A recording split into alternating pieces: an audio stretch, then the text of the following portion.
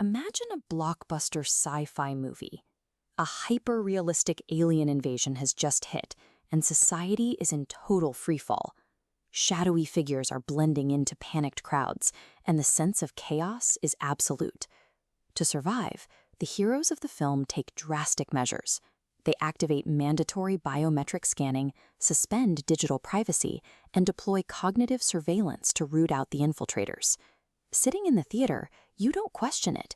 You instinctively cheer for the activation of these extreme security protocols because they appear to be the only way to guarantee the character's survival.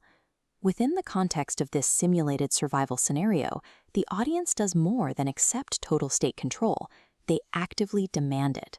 But consider a different angle. What if that movie is actually a legal rehearsal, a calculated social experiment designed by state hegemonies? This illustrates the core theory of predictive programming. It suggests that the state uses mass media as a cultural blueprint, bridging the gap between digital simulation and statutory reality. Long before official bills are drafted, this phenomenon targets the subconscious. It begins neutralizing future resistance by making radical shifts in policy feel familiar. By embedding these motifs into the zeitgeist, the narrative creates a psychological scaffolding, one that allows for the eventual normalization of measures that would otherwise face significant democratic friction. Transforming a fictional threat into a real-world demand requires a psychological process called the desensitization pipeline. It starts by introducing a hyper-realistic crisis designed to bypass the brain's logical defenses. Because the threat is perceived as fiction, analytical defenses drop. The brain accepts the authoritarian solution as an emotional necessity rather than a political choice. This creates a state of manufactured inevitability.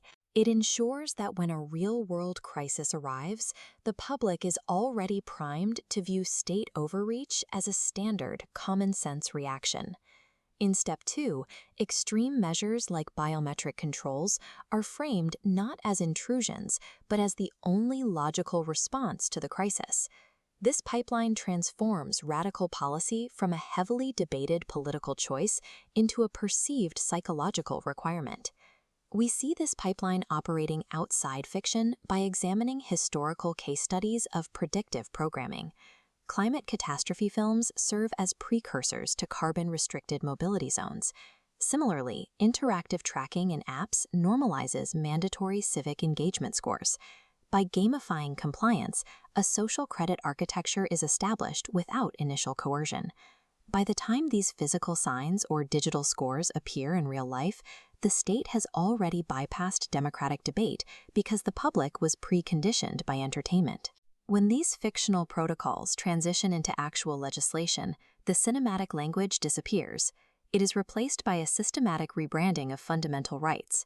This cold, technocratic jargon allows the state to frame the removal of autonomy as a mere technical update or an improvement to digital hygiene.